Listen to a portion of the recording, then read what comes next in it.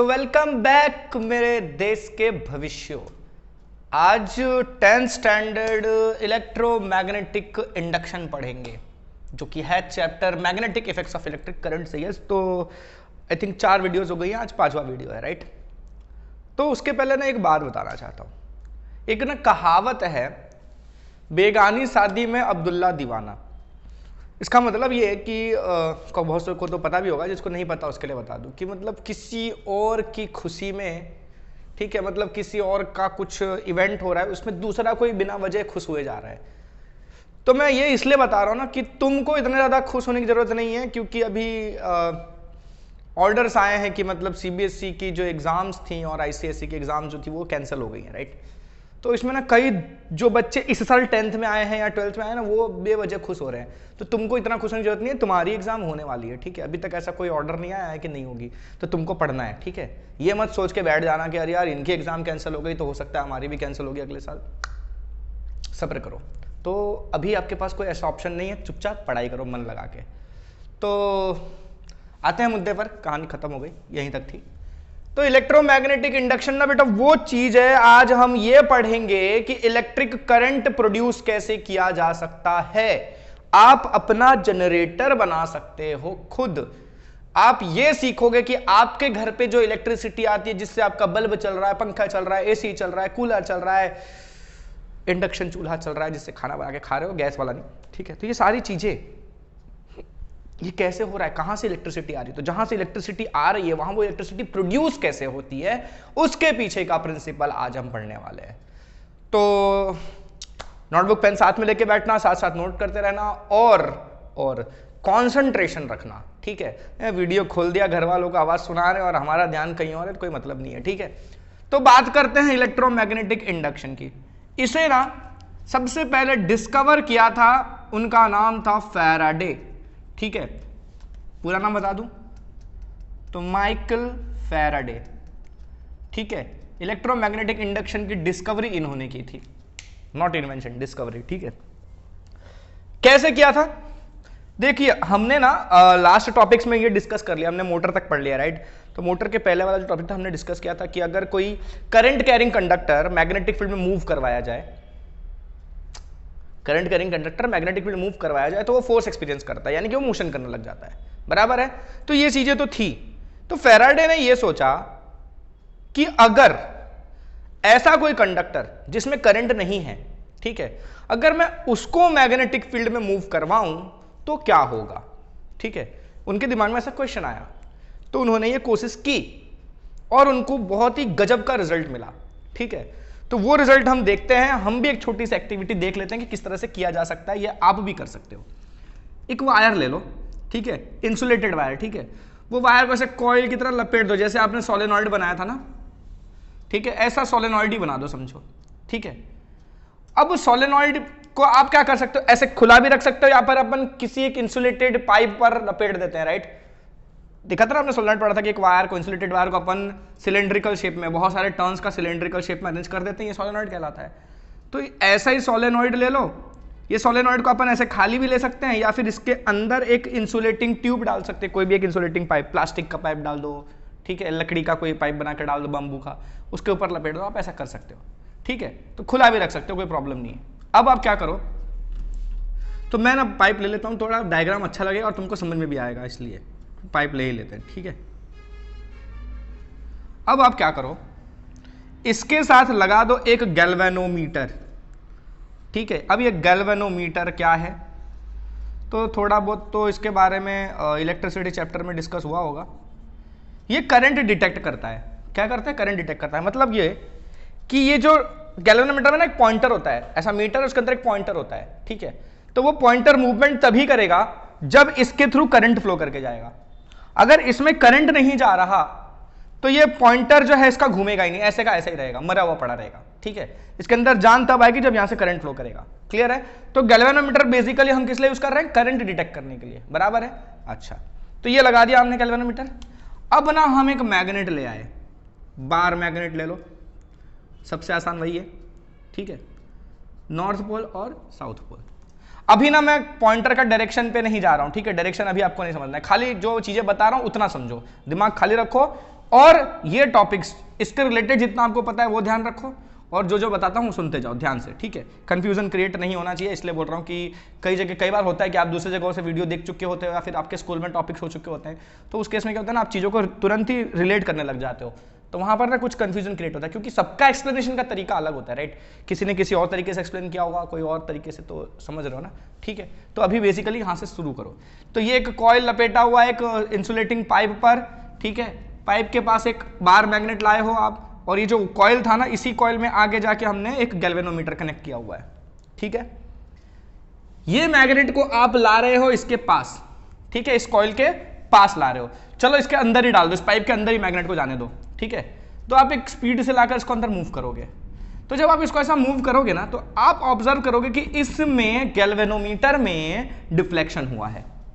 वो किसी भी तरफ हो सकता है, इस तरफ भी हो सकता है या इस तरफ भी हो सकता है, ठीक है। वो वही मैं बोल रहा हूं कि उस डायरेक्शन के बारे में हम अभी डिस्कशन नहीं करेंगे, उसको लेके आप कंफ्यूज मत हो, ठीक है। तो फिलहाल मान लो, फॉर एग्जांपल मान लो कि जब मैं इसको अंदर लाया तो इसका जो डिफ्लेक्शन हुआ था, ठीक है, ये पॉइंटर मान लो पहले ऐसे था, ठीक है, तो इसका डिफ्लेक्शन किस तरफ हुआ, मान लो इधर हो गया, ठीक है, मान लो, ठीक है। ये मैग्नेट लाया इधर में तो इसका डिफ्लेक्शन हुआ इस तरफ, ठीक है। अब इसमें डिफ्लेक्शन क्यों हुआ, मैंने क्या बोला था, गैल्वेनोमीटर में डिफ्लेक्शन तभी होगा जब उसमें से करंट फ्लो करके जाएगा। इसका मतलब कि जैसे ही आप मैग्नेट अंदर की तरफ लाए इस कॉइल के, इसके अंदर करंट प्रोड्यूस हुआ, तभी तो गैल्वेनोमीटर में डिफ्लेक्शन आया। क्लियर है। तो इस मैग्नेट के मोशन की वजह से इस कॉइल में करंट प्रोड्यूस हो गया है, बराबर है। अच्छा, ये तो हुई एक बात। अब मैग्नेट में अंदर की तरफ ला रहा था तो इस तरफ डिफ्लेक्शन हुआ था। अगर मैं मैग्नेट को बाहर की तरफ ले जाऊं, ठीक है, ऐसे अंदर की तरफ लाया, अब मैं उसको बाहर की तरफ ले जा रहा हूं, तो जब मैं मैग्नेट को बाहर की तरफ ले जाऊंगा ना, तो यही कॉइल में फिर से डिफ्लेक्शन होगा, लेकिन वो इस तरफ होगा। समझ में आया। जब आप मैग्नेट को इस तरफ ला रहे थे, कॉइल में इस तरफ डिफ्लेक्शन हुआ, जब कॉइल को आप बाहर की तरफ ले जाओगे तो जो डिफ्लेक्शन हुआ था गैल्वेनोमीटर में, वो अपोजिट डायरेक्शन में होगा। मतलब जिस तरफ मोशन कर रहे थे तो एक तरफ डिफ्लेक्शन हुआ था, अपोजिट डायरेक्शन में मोशन करोगे तो डिफ्लेक्शन भी अपोजिट डायरेक्शन में हो जाएगा, चेंज हो जाएगा, राइट। और अगर आपने लाकर रोक दिया, तो जब आप मूव कर रहे थे तब डिफ्लेक्शन हुआ, लेकिन आपने रोक दिया, इतना लाए डिफ्लेक्शन हुआ और रोक दिया, जैसे आपने रोक दिया डिफ्लेक्शन बंद हो जाएगा, ठीक है। आपने रोक दिया ना तो डिफ्लेक्शन बंद हो जाएगा। अगर आप मोशन में रखोगे तो डिफ्लेक्शन देखने को मिलेगा, इस तरफ ला रहे होगे तो इधर डिफ्लेक्शन, बाहर की तरफ ले जा रहे होगे तो अपोजिट डायरेक्शन में डिफ्लेक्शन। लेकिन अगर आपने लाके रोक दिया तो डिफ्लेक्शन रुक जाएगा, नहीं होगा। इसका मतलब क्या हुआ कि जब आप मोशन करवा रहे थे तभी करंट प्रोड्यूस हो रहा था, आपने रोक दिया तो करंट प्रोड्यूस होना बंद हो गया। समझ में आया। तो फैराडे की यह डिस्कवरी है कि अगर मैग्नेटिक फील्ड में कॉइल को मतलब मूव किया जाए, ठीक है, आप उसको ऐसे भी अचीव कर सकते हो कि आप मैग्नेट को फिक्स रख दो, ठीक है, मैग्नेट को ऐसे रखो, कॉइल को मूव करवाओ, तो भी यहां डिफ्लेक्शन देखने को मिलेगा। समझ में आया। कॉइल रोका हुआ था, मैग्नेट का मूवमेंट किया तो डिफ्लेक्शन हो रहा था यानी कि करंट इंड्यूस हो रहा था। और अगर मैग्नेट को रख के कॉइल को मूव करो तो भी डिफ्लेक्शन देखने को मिलेगा, मतलब फिर भी इसमें करंट प्रोड्यूस होगा। तो मतलब ये हुआ कि आपको ना अगर करंट ऑब्टेन करना है इस कॉइल में, तो आप या तो मैग्नेट इसके अगल बगल घुमाओ या फिर इसी को मैग्नेट के अगल बगल घुमाओ, ठीक है। आप दोनों तरीके से इसके अंदर करंट प्रोड्यूस कर सकते हो। और भी बहुत से तरीके हैं करंट प्रोड्यूस करने के, लेकिन फिलहाल अभी मैं इतना ही बता रहा हूं, ठीक है। तो मतलब ये हुआ कि जब ये मैग्नेट, ठीक है, इसकी तरफ आ रहा था या इससे दूर जा रहा था, इसके पास जब मोशन कर रहा था, तो ये मैग्नेट में क्या होता है, मैग्नेट के अगल बगल मैग्नेटिक फील्ड होती है, मैग्नेट के अगल बगल मैग्नेटिक फील्ड होती है, बराबर है। तो मैग्नेटिक फील्ड में जब आपका कॉइल एंटर हुआ, ठीक है, आप मैग्नेट को पास में ले आओ या मैग्नेट को यहीं रख के कॉइल को उसके पास ले जाओ, दोनों केसेस में आप क्या कर रहे हो, इस कॉइल को मैग्नेटिक फील्ड में ले जा रहे हो, यही बात है ना, ठीक है। ये मैग्नेट का मैग्नेटिक फील्ड ऐसा, सॉरी उल्टा, नॉर्थ से साउथ की तरफ होता है, और इंटरसेक्ट भी तो नहीं होता, ठीक है। तो ये मैग्नेट का अपना मैग्नेटिक फील्ड था। अगर आप मैग्नेट को पास ले आते हो तो मतलब आपका कॉइल मैग्नेटिक फील्ड में आ जाता है, बराबर है। अगर मैग्नेट को यहीं रख के कॉइल को भी उधर ले जाते हो तो भी कॉइल आपका मैग्नेटिक फील्ड में आता है, ठीक है। तो मतलब ये हुआ कि अगर कॉइल मैग्नेटिक फील्ड में है, ठीक है, और स्टेशनरी नहीं, ऐसा नहीं कि मैग्नेट रख दिया उसके बगल में लाके कॉइल रख दिया तो करंट प्रोड्यूस होगा, नहीं, दोनों में से किसी एक का मोशन होना चाहिए या तो दोनों का मोशन होना चाहिए, ठीक है। तो या तो मैग्नेट को मूव करवाओ या तो कॉइल को मूव करवाओ, और आप दोनों केसेस में कर क्या रहे हो एक्चुअली में, इस कॉइल को मैग्नेटिक फील्ड में ले जा रहे हो, निकाल रहे हो, ले जा रहे हो, निकाल रहे हो, ले जा रहे हो, निकाल रहे हो, यही हो रहा है ना मतलब। तो अगर इस कॉइल को मैग्नेटिक फील्ड में मूव किया जाए तो इसके अंदर करंट प्रोड्यूस होता है, ठीक है। इस कॉइल को मैग्नेटिक फील्ड में मूव किया जाए, ठीक है, यानी कि मैग्नेट के अगल बगल, यानी कि मैग्नेटिक फील्ड में मूव किया जाए तो इसके अंदर करंट प्रोड्यूस होगा। और अगर कॉइल को रोक के मैग्नेट को इसके अगल बगल मूव किया जाए, ठीक है, मैग्नेट को इसके अगल बगल मूव किया जाए, तो भी तो यही हो रहा है ना कि ये कॉइल मैग्नेटिक फील्ड में जा रहा है, आ रहा है, जा रहा है, आ रहा है, ठीक है। आप किसी को भी घुमाओ, चेंज किस पे आ रहा है, कॉइल पर आ रहा है, कॉइल में क्या प्रोड्यूस हो रहा है, करंट प्रोड्यूस हो रहा है। इस करंट को ना, ये जो करंट प्रोड्यूस होगा आपका, इसे हम कहते हैं इंड्यूस्ड करंट। क्या कहते हैं, इंड्यूस्ड करंट। क्यों इंड्यूस्ड करंट, यहां कोई बैटरी नहीं थी, ठीक है, आपने इसको कोई पावर सप्लाई नहीं दिया इसमें करंट आने के लिए, आपने इसमें करंट इंड्यूस करवाया है, ठीक है। इस मैग्नेट के असर की वजह से इसमें अंदर करंट प्रोड्यूस हो रहा है, इस मैग्नेट के असर के वजह से इसमें करंट प्रोड्यूस हो रहा है, मतलब ये मैग्नेट इस पर असर डाल रहा है और उस असर की वजह से करंट प्रोड्यूस हो रहा है, मतलब ये मैग्नेट इसके अंदर इंडक्शन कर रहा है, मैग्नेट इसे इंड्यूस कर रहा है जिसकी वजह से इसमें करंट प्रोड्यूस हो रहा है, that is induced current. Induce होना मतलब उसके इफेक्ट में आना, तो मैग्नेट ने इसमें करंट इंड्यूस करवाया, ठीक है। तो ये जो करंट प्रोड्यूस हुआ इसे हम कहेंगे इंड्यूस करंट, और इस पूरे फिनोमिनन को, इस पूरे प्रोसेस को हम कहते हैं इलेक्ट्रोमैग्नेटिक इंडक्शन। बराबर है। तो ये है हमारे टॉपिक का इंट्रोडक्शन, ठीक है। ये हीरो आया, ठीक है, जैसे मूवीज में होता है ना, स्टार्ट होती है मूवी तो तुरंत हीरो नहीं दिखता है, ठीक है, 10-12 गुंडे कुछ गुंडागर्दी करते हैं, फिर धड़ाम धुड़ाम उड़ा के मारता हुआ कोई आता है, फिर अचानक सामने आता है कौन, हीरो। तो वैसा ही है ये भाई। तो बेसिकली समझ में आया कि हम इंड्यूस करंट कैसे ऑब्टेन कर सकते हैं, कैसे कर सकते हैं, और भी मेथड बताऊंगा। तो ये मैग्नेट है, मैग्नेट को आप कॉइल के पास लाओ, दूर ले जाओ, पास लाओ, दूर ले जाओ, आप करंट इंड्यूस कर सकते हो।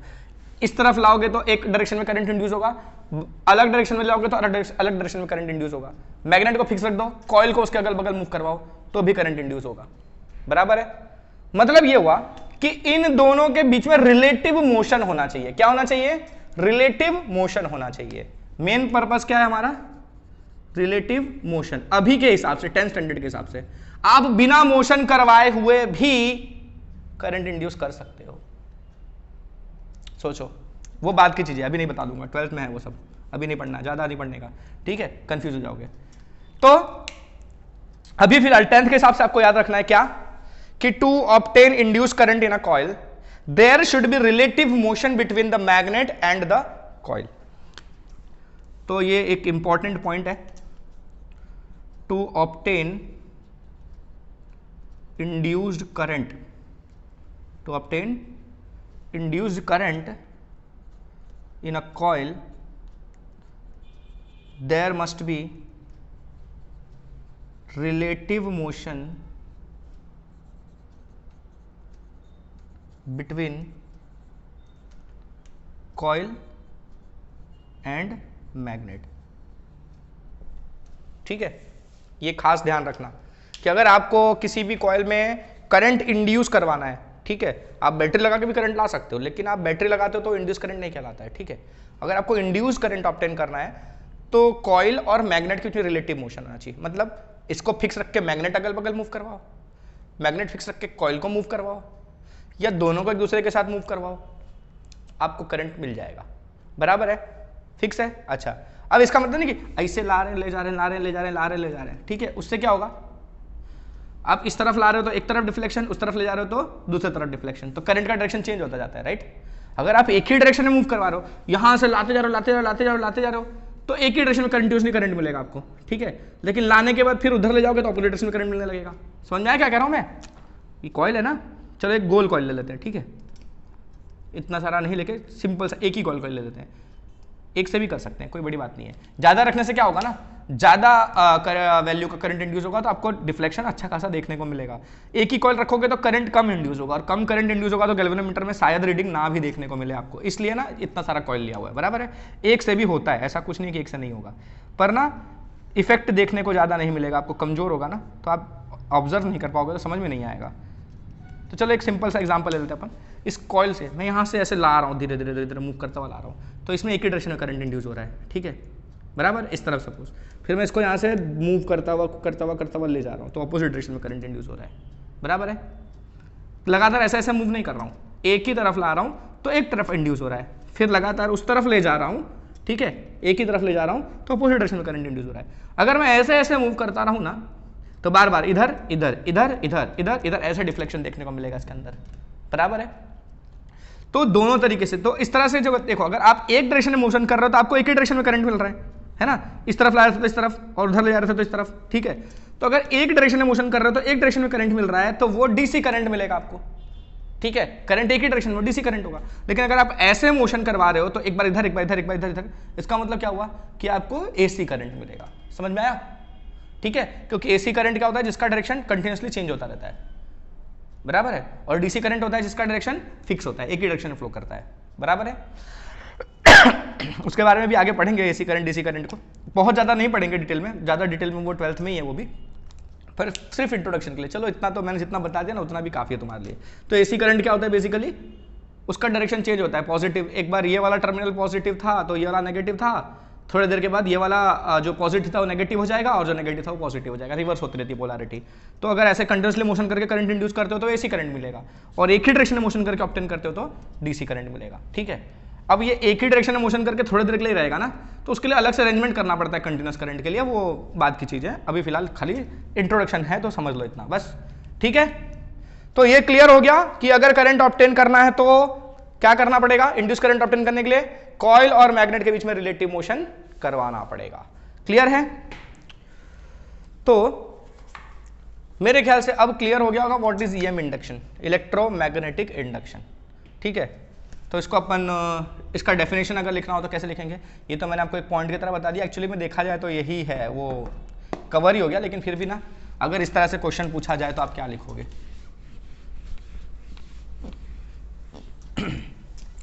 अगर आपको इस तरह से क्वेश्चन पूछा जाता है व्हाट इज ईएम इंडक्शन, तो आप लिखोगे when there is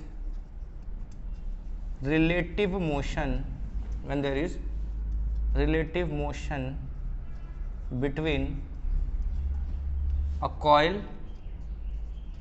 and a magnet या मैग्नेटिक फील्ड, ठीक है।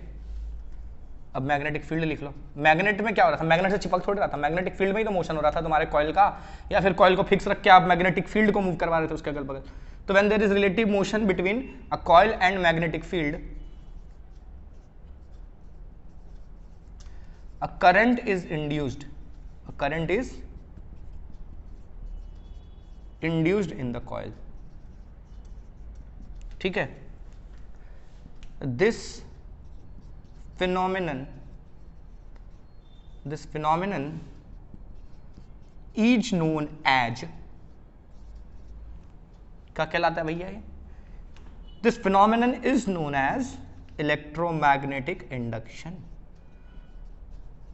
So is that clear, children?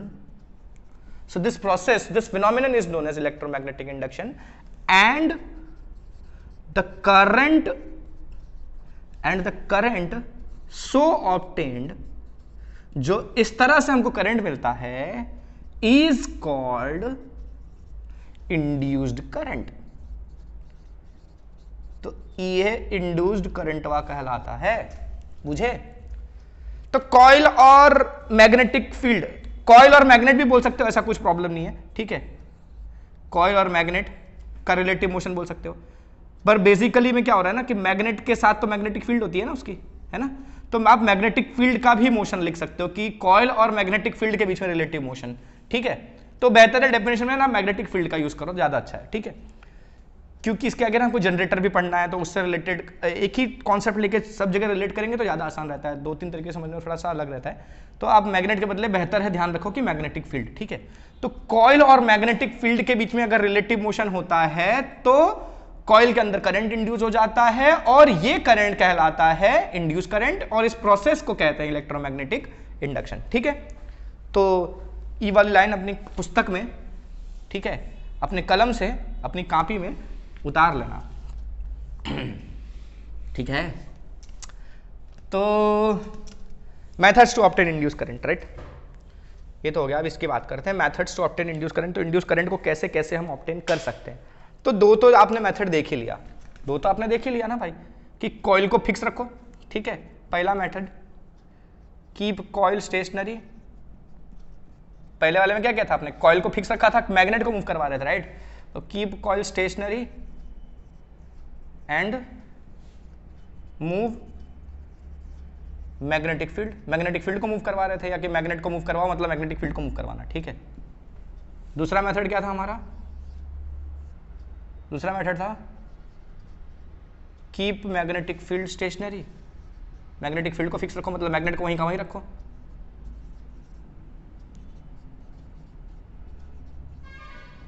And move the coil inside magnetic field. Magnetic field के अंदर कॉइल को मूव करो, मैग्नेटिक फील्ड को फिक्स रखो, कॉइल मूव करो वहां पर। अब इसके अलावा ना एक और मेथड हम कर सकते हैं हमारे 10th स्टैंडर्ड के हिसाब से। मैंने बताया और भी मेथड्स हैं, पर वो हम अपने सिलेबस में हमारे नहीं है 10th स्टैंडर्ड में, वो आगे के सिलेबस में 12th वगैरह में है, तो वो आप उस टाइम डिस्कस करोगे। क्योंकि ना उन मेथड्स को समझने के लिए ना एक और कॉन्सेप्ट समझना पड़ता है आपको, फ्लक्स वगैरह, वो अभी हमारे सिलेबस में नहीं है, तो मैं वो नहीं बताऊंगा, ठीक है।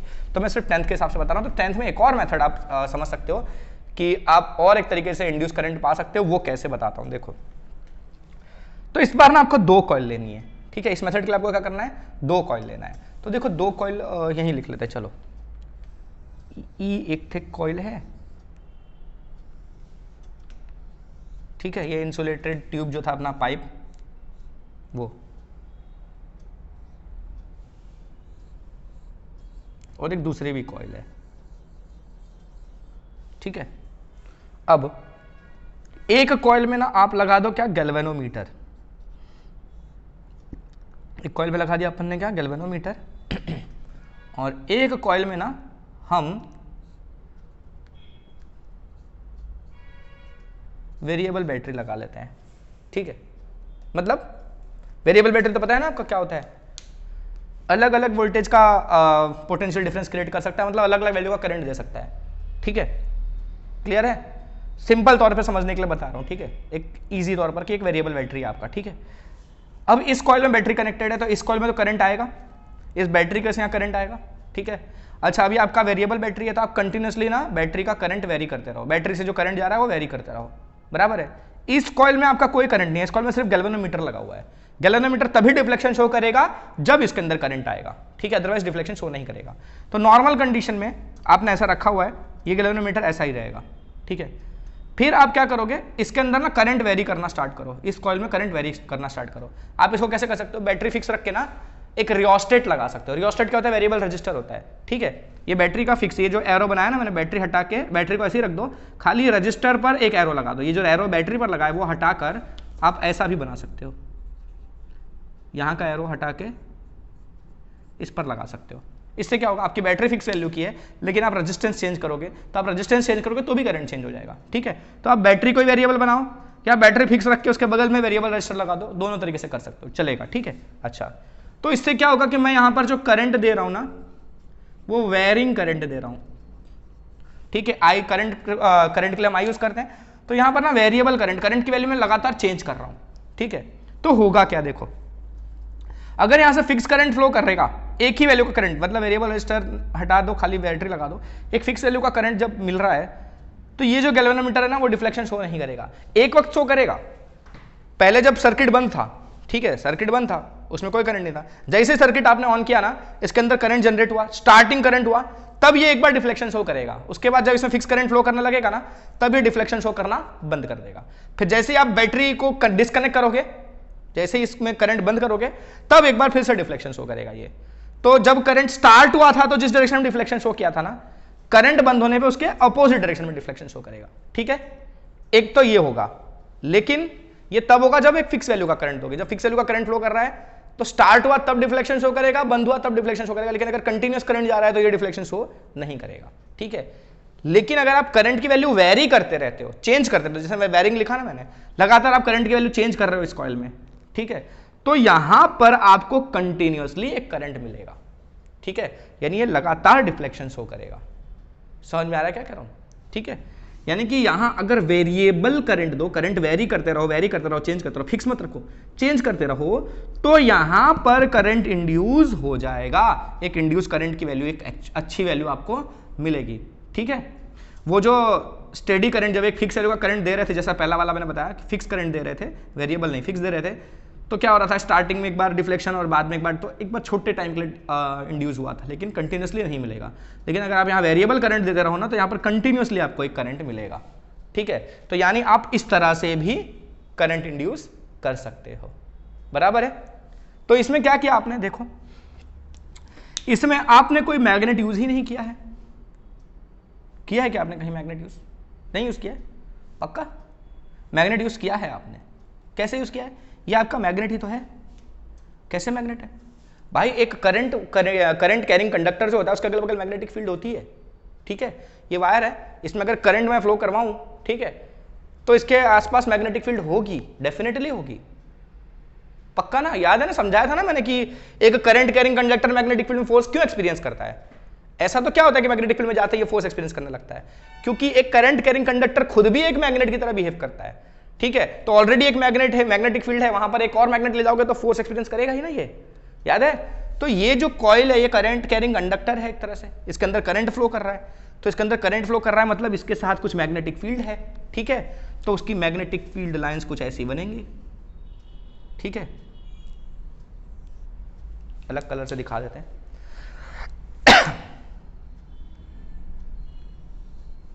ठीक है, अभी डायरेक्शन पे मत जाओ, डायरेक्शन मैंने ऐसे ही दे दिया है कुछ भी। तो देखो ये कॉइल में करंट फ्लो कर रहा था। ठीक है, तो अगर आप यहां से करंट फ्लो कर रहा था, उसकी एक मैग्नेटिक फील्ड थी, उस मैग्नेटिक फील्ड में आपका ये वाला कॉइल आ रहा था। अब इससे बहुत दूर ये होगा तो इसमें कोई डिफ्लेक्शन नहीं देखने को मिलेगा आपको। इसके पास होगा ना तो यहां पर मैग्नेटिक फील्ड थोड़ा स्ट्रांग होता है, तो आपको कुछ देखने को मिलेगा। अच्छा, तो नॉर्मल करंट अगर फ्लो कर रहा है तो इसके पास एक नॉर्मल मैग्नेटिक फील्ड थी। ठीक है, तो वो मैग्नेटिक फील्ड तो फिक्स वैल्यू की थी और ये कॉइल उसके बगल में ही रखा हुआ है। ठीक है, तो अगर आपने देखा ना कि अगर मैं मैग्नेट को कॉइल के पास रख दूं खाली, तो मैग्नेट का तो मैग्नेटिक फील्ड आता है ना, खाली रोक दिया, स्टेशनरी रख दिया, तो क्या इसमें करंट इंड्यूस हो रहा था? नहीं ना, मोशन करने पर इंड्यूस हो रहा था। ठीक है, क्योंकि कॉन्सेप्ट ही क्या था कि मैग्नेटिक फील्ड और कॉइल के बीच में रिलेटिव मोशन होना चाहिए, यही लिखा था ना मैंने। अच्छा, तो इस केस में भी तो मोशन नहीं हो रहा है ना, ये वाली कॉइल फिक्स रखी हुई है, ये वाली कॉइल फिक्स रखी हुई है, इसका अपना मैग्नेटिक फील्ड है, इसका अपना मैग्नेटिक फील्ड है। ठीक है, तो इंड्यूस नहीं होगा। ठीक है, लेकिन आप करंट जब वेरी करते हो ना, जब आप इस कॉइल में करंट वेरी करते हो तो ये जो मैग्नेटिक फील्ड है ना, ये भी वेरी होती है। ठीक है, एक कॉइल में फिक्स करंट जा रहा है तो उसके अगल बगल जो मैग्नेटिक फील्ड होगा उसकी फिक्स वैल्यू होगी, लेकिन अगर उस कॉइल में आप लगातार करंट चेंज करते रहो तो उसके अगल बगल जो मैग्नेटिक फील्ड है ना, वो भी कंटिन्यूसली चेंज होती रहेगी। ठीक है, तो जब आप इसमें वेरिएबल करंट देते हो तो आप मतलब मैग्नेटिक फील्ड को कंटिन्यूसली चेंज कर रहे हो, क्योंकि कंटिन्यूस करंट चेंज होने से मैग्नेटिक फील्ड कंटिन्यूसली चेंज हो रहा है, और मैग्नेटिक फील्ड कंटिन्यूसली चेंज हो रहा है, तो उस केस में ये जो दूसरा कॉइल उस मैग्नेटिक फील्ड में रखा हुआ है, ठीक है, ये चेंजिंग मैग्नेटिक फील्ड में है, फिक्स मैग्नेटिक फील्ड में नहीं है। ठीक है, क्योंकि ये चेंज हो रहा है ना मैग्नेटिक फील्ड, तो ये चेंजिंग मैग्नेटिक फील्ड में है, तो भी इसके अंदर करंट इंड्यूस हो सकता है। ठीक है, तो रिलेटिव मोशन वाले देख लिया आपने। ठीक है, या तो कॉइल को स्टेशनरी रख के मैग्नेटिक फील्ड मूव करो, या तो मैग्नेटिक फील्ड को स्टेशनरी रख के कॉइल मूव करो, या तो तीसरा तरीका क्या है हमारा, दोनों को फिक्स रख के मैग्नेटिक फील्ड को वेरी करो, तो भी आप इंड्यूस कर सकते हो। तो इसको ना आप इसी के केस में समझ सकते हो, आप ऐसा समझ सकते हो कि मैग्नेटिक फील्ड मूव कर रही है, ऐसा आप कह सकते हो। ठीक है, हालांकि एक्चुअली में मैग्नेटिक फील्ड मूव नहीं कर रही, जो मैंने आपको स्टेटमेंट लिख के दिया ना कि दोनों के बीच में रिलेटिव मोशन होगा तो ही मैग्नेटिक फील्ड मतलब सॉरी इंड्यूस करंट हमको मिलेगा, ये लिख के दिया था ना मैंने, डेफिनेशन में हमने वही लिखा था। ठीक है, तो मैंने आपको वो भी बताया था कि और भी कई तरीके हैं, लेकिन फिलहाल डेफिनेशन के लिए हम उससे काम चलाएंगे। ठीक है, तो एक तरीका ये भी दिख गया हमको। ठीक है, डायग्राम बना लेना। ठीक है, तो तीसरा तरीका हमारा ये है keeping both stationary and changing the current, यानी कि magnetic field of one coil.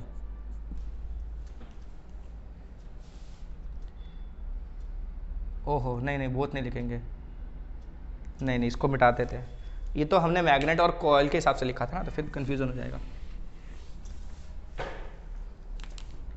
By keeping two coils near by and changing current in one coil, we can induce current in the second coil। मतलब दो coils को अगल बगल रख देंगे, उसमें से एक कॉइल के अंदर का करंट चेंज करेंगे तो दूसरे कॉइल में करंट इंड्यूस हो जाएगा। तो ये तीन मेथड्स हैं करंट इंड्यूस करने के, ठीक है। कॉइल फिक्स रखो, मैग्नेटिक फील्ड मूव करो, मैग्नेटिक फील्ड फिक्स रखो, कॉइल मूव करो, या फिर दो कॉइल को अगल बगल रखो, एक कॉइल का करंट चेंज करो, मतलब एक कॉइल का आप करंट चेंज करते हो तो उसके वजह से मैग्नेटिक फील्ड में चेंज आता है, दूसरे कॉइल से एसोसिएटेड मैग्नेटिक फील्ड चेंज होती है, उसकी वजह से भी उसके अंदर इंडक्शन होता है, करंट इंड्यूस होता है। क्लियर है? तीन मेथड्स हैं इंड्यूस करंट ऑब्टेन करने के। अच्छा, अब जब मैंने बताया आपको, मैं जितने भी टॉपिक्स में बता रहा था करंट बनेगा, फिर मैं जितनी बार डायरेक्शन बनाता था करंट का या मैग्नेटिक फील्ड का, मैं बोल रहा था अभी डायरेक्शन पर ध्यान मत दो, डायरेक्शन पर ध्यान मत दो, ठीक है। लेकिन अब डायरेक्शन पर ध्यान देने की बारी आ गई है। क्यों मैं बोल रहा था कि मत ध्यान दो? क्योंकि बच्चों हमने ये नहीं पढ़ा था, अब हम ये पढ़ेंगे तो हमको डायरेक्शन के बारे में भी आइडिया आ जाएगा। तो फ्लेमिंग्स लेफ्ट हैंड रूल हम पढ़ चुके हैं, पढ़ा है कि नहीं पढ़ा? फ्लेमिंग्स लेफ्ट हैंड रूल पढ़ा था, आई थिंक सेकंड वीडियो में डिस्कस किया था। तो फ्लेमिंग्स लेफ्ट हैंड रूल में क्या था, सेकंड या थर्ड वीडियो में डिस्कस किया होगा, देख लेना एक बार, उसमें थंबनेल में ही बना हुआ है। तो लेफ्ट हैंड रूल में यह बताया था कि लेफ्ट हैंड के तीनों उंगलियां, फर्स्ट थ्री फिंगर्स को ऐसे परपेंडिकुलरली, एक दूसरे के परपेंडिकुलरली एक्सटेंड करना है, तो एफ बी आई था, राइट। ये राइट हैंड रूल है, फ्लेमिंग का ही राइट हैंड रूल है। तो भाई वहां लेफ्ट की तीनों उंगलियां स्ट्रेच की थी, तो यहां राइट की तीनों उंगलियां स्ट्रेच कर दो, बाकी सब सेम ही है, एफ बी आई, कुछ अलग नहीं है। अब बोलोगे तो ले, यहां भी जब थंब एफ था, इंडेक्स फिंगर मैग्नेटिक फील्ड था और ये करंट था, एफ बी आई था, और यहां भी सेम ही है, एफ बी आई है, तो इससे फर्क क्या पड़ जाने वाला है भाई? लेफ्ट और राइट हैंड का फर्क नहीं है क्या? बिल्कुल फर्क है, ठीक है। डायरेक्शंस अलग अलग मिलेंगे आपको, ठीक है।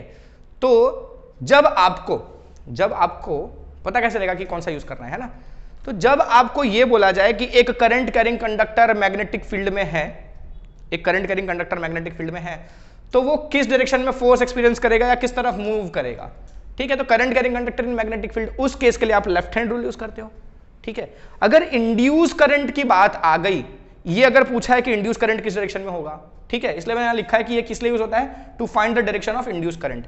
अब जरूरी नहीं है कि हर बार इंड्यूस करंट का डायरेक्शन फाइंड करने के लिए ही देंगे, आपको क्वेश्चन में ये भी बोल सकते हैं कि इंड्यूस करंट इस डायरेक्शन में प्रोड्यूस हो रहा है, तो अगर आपको इंड्यूस करंट दिखा, मतलब आपको राइट हैंड रूल यूज करना है, ठीक है। इंडक्शन की बात आई तो आपको राइट हैंड रूल यूज करना है, और अगर इंडक्शन नहीं है, वो नॉर्मल मैग्नेटिक फील्ड में कंडक्टर है, उस केस के लिए लेफ्ट हैंड रूल यूज करना है। क्लियर है? अच्छा, केसेस सेम है, एफ बी आई, फोर्स यानी कि मोशन, फोर्स और मोशन सेम ही था, बोला था मैंने, फोर्स को मोशन भी बोलते हैं, मतलब ऐसे नहीं बोलते हैं, लेकिन उस केस में, ठीक है, force magnetic field current, F B I, ठीक है। अच्छा, तो इस केस में देखो कैसे होगा, समझाता हूं मैं इसको।